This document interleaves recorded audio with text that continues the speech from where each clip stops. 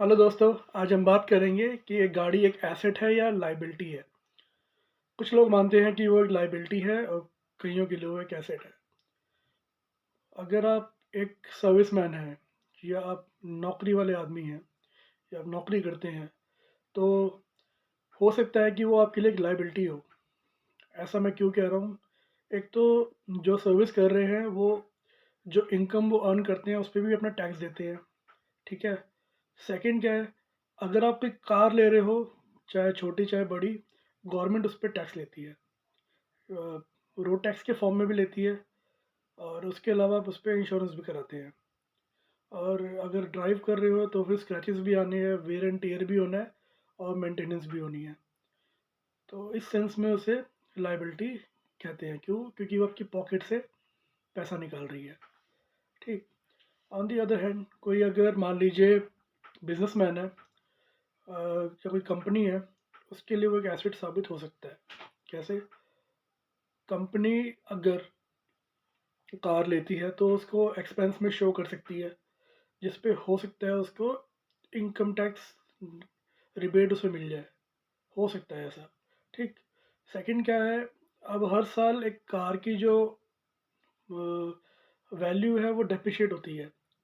मतलब अगर मान लो मैंने आज कोई 10 लाख की कार ली है, अगले साल उसकी जो 10 लाख की कीमत है उसमें से 15% या 25% डेप्रिशिएट हो जाएगा। फिर उसके अगले साल जो कीमत बची थी उसमें से भी 15% 25% डेप्रिशिएट होगा। तो इसलिए तो डेप्रिशिएशन भी वो क्लेम कर सकते हैं कि जी हमारा एक एसेट है, ये डेप्रिशिएट हो रहा है। तो अपने प्रॉफिट लॉस स्टेटमेंट में वो उसे भी क्लेम कर सकते हैं कि ये मेरा लॉस है। तो हो सकता है उनको उसमें भी टैक्स रिबेट मिल जाए, ठीक है।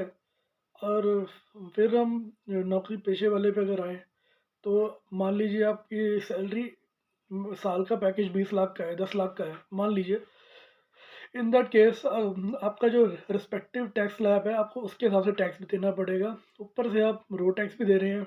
तो इसलिए हम इस डिबेट में पढ़ सकते हैं कि ये एक जो इनकम जिसकी एज अ जॉब है, जिनको जॉब के थ्रू जिनको इनकम आ रही है, तो उनके लिए ये एक लाइबिलिटी हो सकती है।